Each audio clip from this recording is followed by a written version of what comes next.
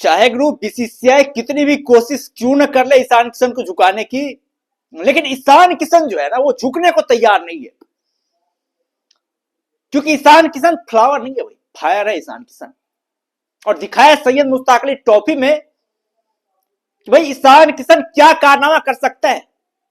ना सिर्फ as a leader बल्कि एज ए बैट्समैन जो कारनामा किया ईशान किशन ने, भाई सब गजब का कारनामा किया, बेहतरीन कारनामा किया, बेखौफ कारनामा किया। और फाइनल मैच में एक बार फिर से बड़े मंच पर ईशान किशन ने दिखाया कि वैसे वो बड़े मैच का प्लेयर है। आज हरियाणा और झारखंड के बीच जो मैच चल रहा है, क्या धमाकेदार पारी खेली ईशान किशन ने, कप्तानी पारी खेली है, तूफानी पारी खेली है। मात्र 45 गेंदों पर सेंचुरी ठोकी ईशान किशन ने और टीम इंडिया में कमबैक करने का एक दमदार ऐलान किया ईशान किशन। बता दिया कि भाई साहब वो भी ओपनर के लिए प्रबल दावेदार है। यदि बीसीसीआई चाहे तो अगर फिर से ईशान किशन की वापसी करवा सकता है, ईशान किशन गदर मचा सकते हैं। कमाल की बल्लेबाजी करी, बेखौफ बल्लेबाजी करी ईशान किशन ने। टोटल यदि ईशान किशन की बात करें तो 49 गेंदों पर 101 रन बनाए, 6 चौके, 10 लाजवाब दमदार छक्के लगाए ईशान किशन ने। और जाहिर तौर पर ईशान किशन ने मतलब कमाल का जो है एक सेलेक्टर्स के कान के नीचे तमाचा जलाए, बताए वैसा ईशान किशन को आप दरकिनार यूं ही नहीं कर सकते हैं। क्योंकि बहुत दिनों से जो बीसीसीआई गोल मटोल घुमा रही है ईशान किशन को, भाई लगातार कमाल का परफॉर्मेंसेस कर रहे हैं, उसे मौका दे ही नहीं रही है, उसे खिला ही नहीं रही है। हर एक खिलाड़ी कमबैक करने का मौका, लेकिन ईशान किशन को ओडीआई वर्ल्ड कप 2023 के बाद से एक भी मैच जो ओडीआई में खेलने का मौका नहीं मिला कि वही प्लेयर जिसने डबल सेंचुरी लगाई थी। लेकिन सुमन गिल को जबरदस्ती जो ईशान किशन के ऊपर साबित करने के चक्कर में इन लोगों ने ईशान किशन के साथ इंसाफ नहीं करी, ईशान किशन को हटा दिया टीम से। सुरेश रैना तक ने भी ये बातें कही थी भाई साहब यदि दुनिया का सबसे अंडररेटेड कोई प्लेयर है तो वो प्लेयर है ईशान किशन, जो डबल सेंचुरी लगाने के बाद आज घर में बैठा हुआ है। और ईशान किशन बार बार बीसीसीआई के जो बड़े बड़े कोच बैठे हुए हैं, बड़े बड़े अधिकारी बैठे हुए, उनको ये बातें बता रहे अपनी बल्लेबाजी के जरिए कि भाई साहब ईशान किशन को अब जो है आप दरकिनार नहीं कर सकते, अब ईशान किशन को आपको टीम में लेना पड़ेगा, सिलेक्ट करना पड़ेगा। मजबूर कर रहे हैं ईशान किशन अपनी बल्लेबाजी के जरिए। और सैयद मुश्ताक अली ट्रॉफी जो है भाई साहब ये बहुत ज्यादा जो दबाव डालेगा बीसीसीआई के ऊपर यदि ईशान किशन को सिलेक्ट नहीं किया था, इतनी कमाल की बल्लेबाजी के बावजूद, इतनी जबरदस्त बल्लेबाजी के बावजूद। क्योंकि भाई एक तरफ आप सुमन गिल जैसे प्लेयर को बार बार फ्लॉप होने के बाद तो खिला रहे हैं, लेकिन ईशान किशन वही जो डोमेस्टिक सीजन में हर जगह दमदार परफॉर्मेंसेस कर रहे हैं, उसे आप एक चांस तक नहीं देना चाहते। और मैं पता नहीं है कि ईशान किशन को कब मौके दिए गए और ईशान किशन कब फ्लॉप किया। जब भी ईशान किशन को वैसा आपने खिलाए हैं, जब भी मुश्किल परिस्थितियां पड़ी हुई आपकी टीम के ऊपर, हर जगह ईशान किशन ने अपने आप को साबित करके दिखाया। हर जगह ईशान किशन ने कमाल की बल्लेबाजी करी, हर जगह ईशान ने जो है बेहतरीन बल्लेबाजी करी, बेहतरीन पारी खेली, अपने आप को साबित करके दिखाया। लेकिन भाई साहब वही मतलब एक नैरेटिव होता है ना भाई, इस खिलाड़ी को सिलेक्ट करना है, इस खिलाड़ी को सिलेक्ट नहीं करना है। ये बीसीसीआई का जो नैरेटिव है भाई, हम सुमन गिल को आगे बढ़ाएंगे, ईशान किशन को हम आगे नहीं बढ़ाएंगे। ये जो है ये ईशान किशन का बहुत ज्यादा नुकसान किया है। नहीं तो आप सोच सकते हैं जिस प्लेयर ने डबल सेंचुरी ठोकी है उसे अगले मैच किस मतलब कोई कैसे बैठा सकता है भाई। लेकिन ईशान किशन के साथ ये हुआ है, बांग्लादेश में उन्होंने डबल सेंचुरी ठोकी, अगले मैच में जो है उन्हें बैठा दिया गया। लेकिन भाई ईशान किशन बहुत ही कमाल के प्लेयर है, बेजोड़ प्लेयर है, बेखौफ प्लेयर है।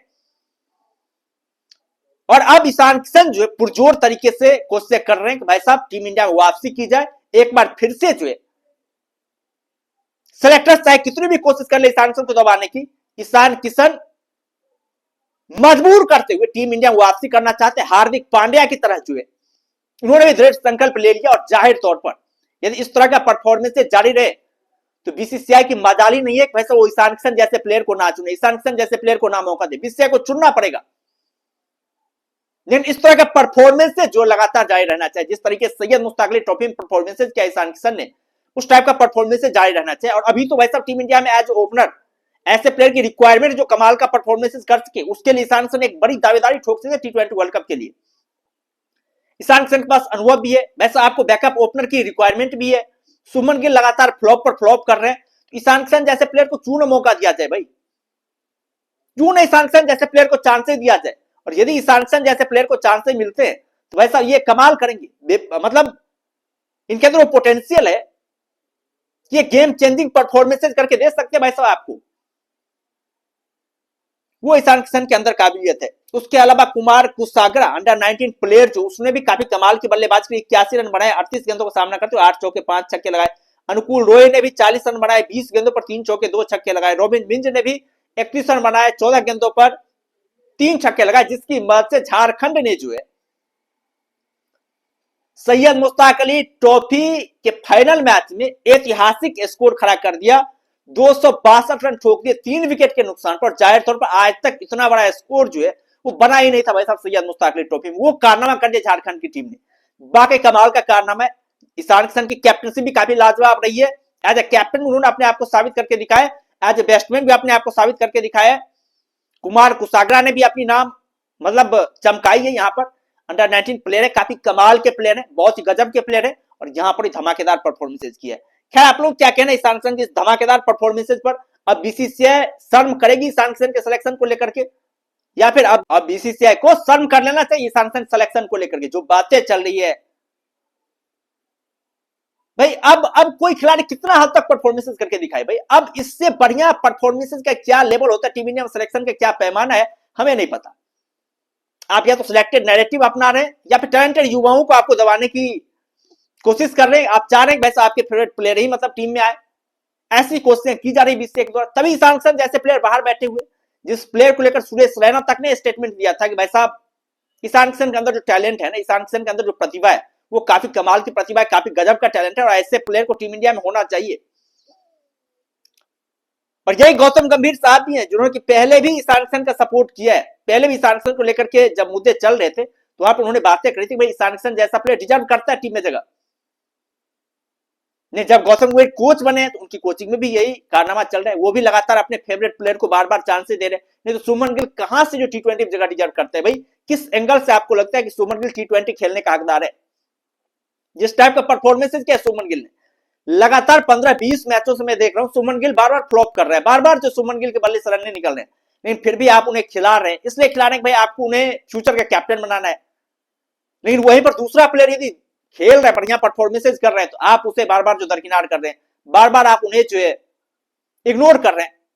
लेकिन अब ईशान किशन ने ये बातें ठान ली है कि भाई साहब वापसी करनी है तो करनी है। उस तरह का परफॉर्मेंस सैयद मुश्ताक अली ट्रॉफी में किया है, बीसीसीआई को शर्मसार होने पर मजबूर कर दिया ईशान किशन ने।